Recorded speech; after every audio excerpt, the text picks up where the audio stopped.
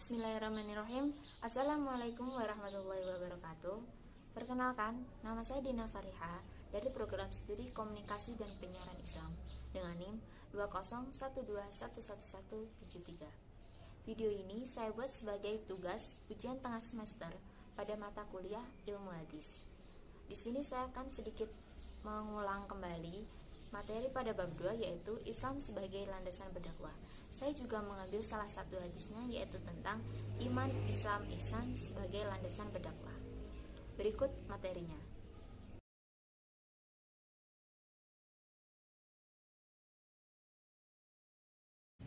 Pendahuluan. Asmuni Sukir membagi arti dakwah menjadi dua bagian atau dua sudut pandang, yakni pengertian dakwah yang bersifat pembinaan dan pengertian dakwah yang bersifat pengembangan. Dakwah yang bersifat pembinaan yaitu suatu usaha untuk mempertahankan, melestarikan, dan menyempurnakan umat manusia agar mereka tetap beriman kepada Allah dengan menjalankan syariatnya. Sedangkan dakwah yang bersifat pengembangan adalah usaha mengajak umat manusia yang belum beriman kepada Allah agar menaati syariah atau memeluk agama Islam. Menurut Wardi Bahtiar, dalam bukunya dikemukakan bahwa pada dasarnya berdakwah merupakan tugas pokok para rasul yang diutus untuk berdakwah kepada kaumnya agar mereka beriman kepada Allah Subhanahu wa taala. Akan tetapi, dengan berlandaskan kepada Al-Quran dan anjuran Nabi Muhammad kepada umat Islam di dalam beberapa hadis tentang keharusan untuk berdakwah, maka dakwah juga diwajibkan kepada seluruh umat Islam.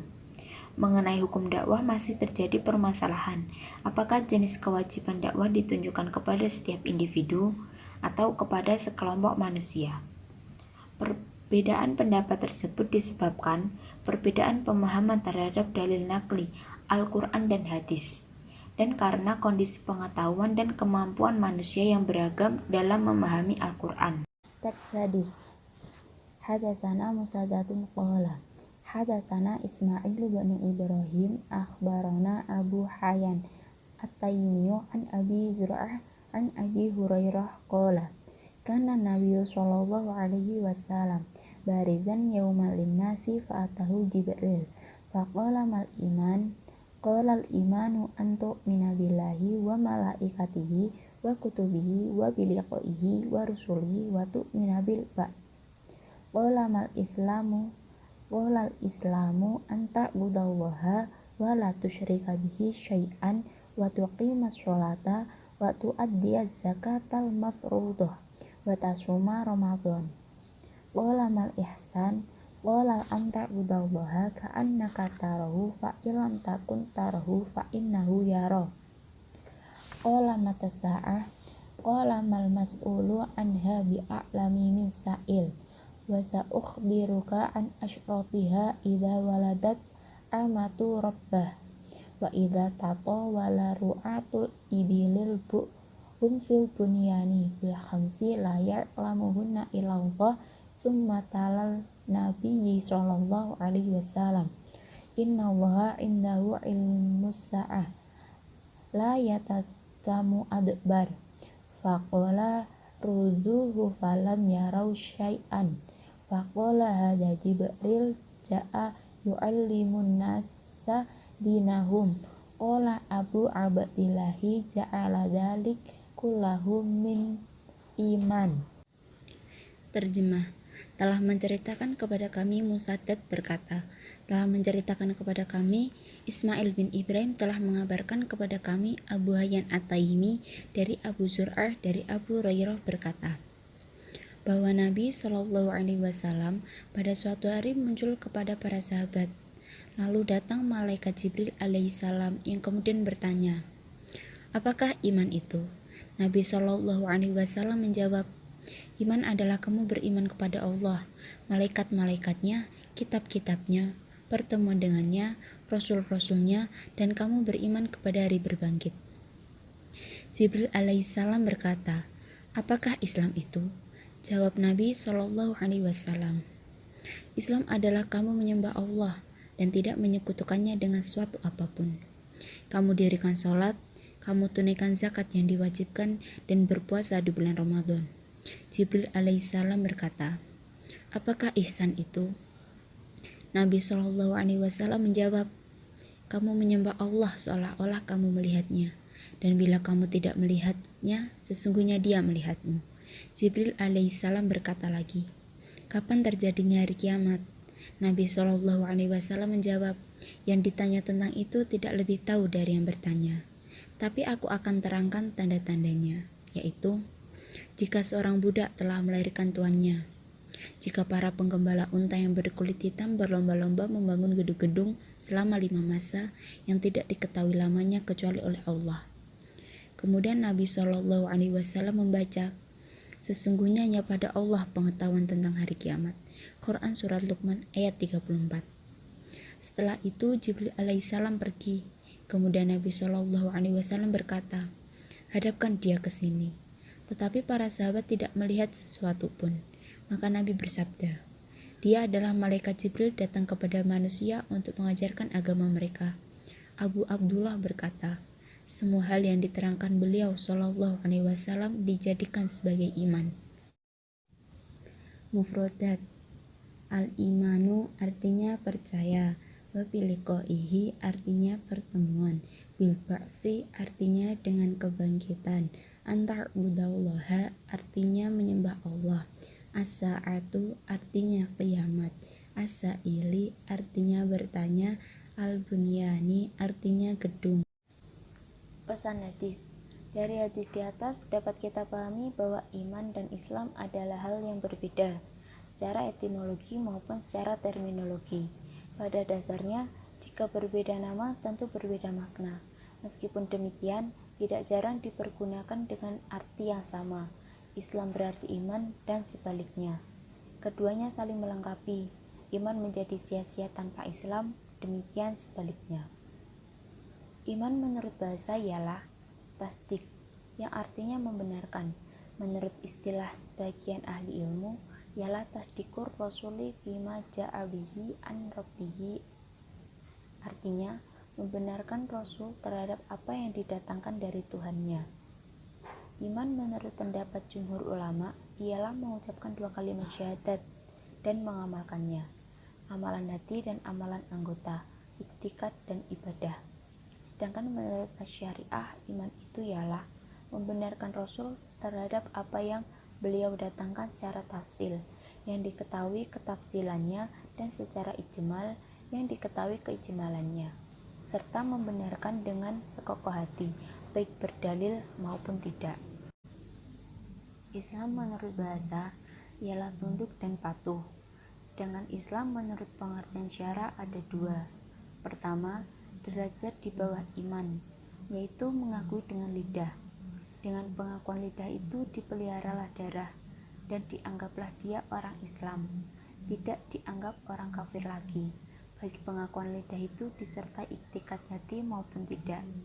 Kedua, derajatnya di atas iman, yaitu selain dari pengakuan lidah, mengiktikadkan pula dengan hati dan mengerjakan dengan anggota tubuh, serta menyerahkan diri kepada Allah dalam segala hal yang mengqadhakan Allah dan takdirnya.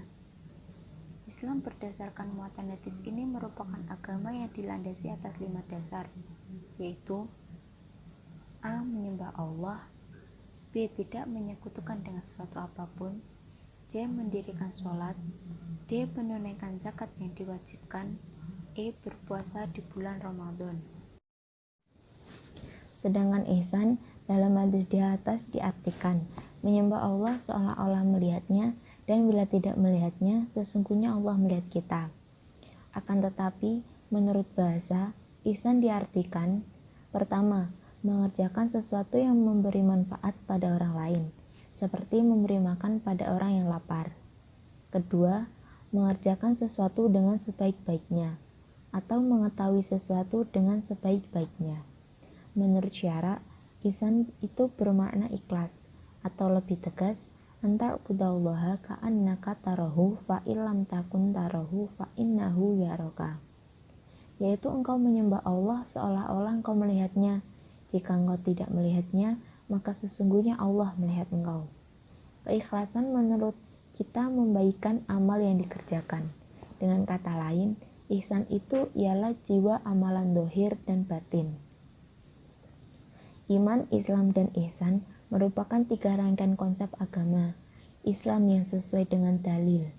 Iman, Islam, dan ihsan saling berhubungan karena seseorang yang hanya menganut Islam sebagai agama belumlah cukup tanpa dipenuhi dengan iman. Sebaliknya, iman tidaklah berarti apa-apa jika tidak didasari dengan Islam. Selanjutnya, kebermaknaan Islam dan iman akan mencapai kesempurnaan jika dipenuhi dengan ihsan. Sebab ihsan merupakan perwujudan dari iman dan Islam dan sekaligus merupakan cerminan dari kadar iman dan Islam itu sendiri. Analisis dakwah sesuai dengan konsep dasar iman, Islam, ihsan yang diikuti dengan konsekuensi beriman, yaitu menjauhi perbuatan yang dapat merusak keimanan. Dan ciri orang beriman memiliki dampak positif terhadap kehidupan agama di lingkungan keluarga, tetangga sekitar, dan masyarakat pada umumnya.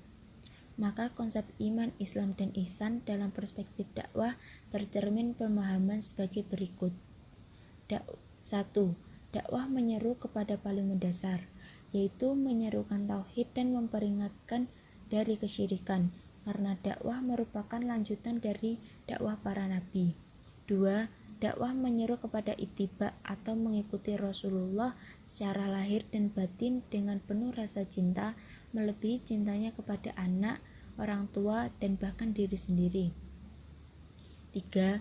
Dakwah melakukan tafsiyah atau pemurnian dan tazkiyah atau pensucian terhadap ajaran Islam.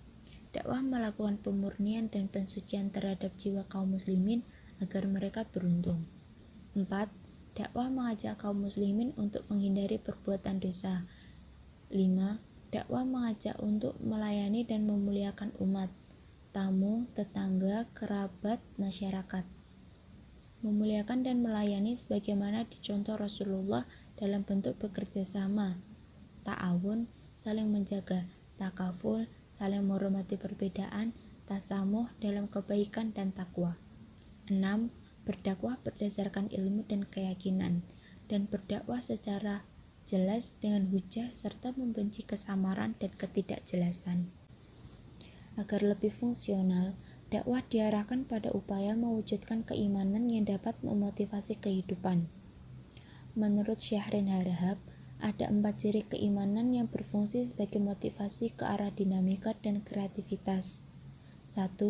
Keimanan yang dapat mengembangkan sifat positif dan menekan sifat negatif dari manusia. Zina, mencuri, dan merampas. 2. Keimanan yang mempunyai daya tahan terhadap guncangan perubahan. 3. Keimanan yang menjadi penggerak pandangan positif terhadap kehidupan masyarakat, etos kerja, etos ekonomi, dan etos pengetahuan, baik bersifat individual, diri sendiri, anak dan orang tua, atau komunitas, tetangga atau tamu. 4. Keimanan yang berfungsi sebagai pengendali keseimbangan. Pembinaan keimanan antara lain dengan memfungsikan dakwah sebagai pemelihara iman, agar tetap konstan bahkan meningkat. Iman diarahkan agar dapat mewujudkan kesolehan individual dan kesolehan komunal.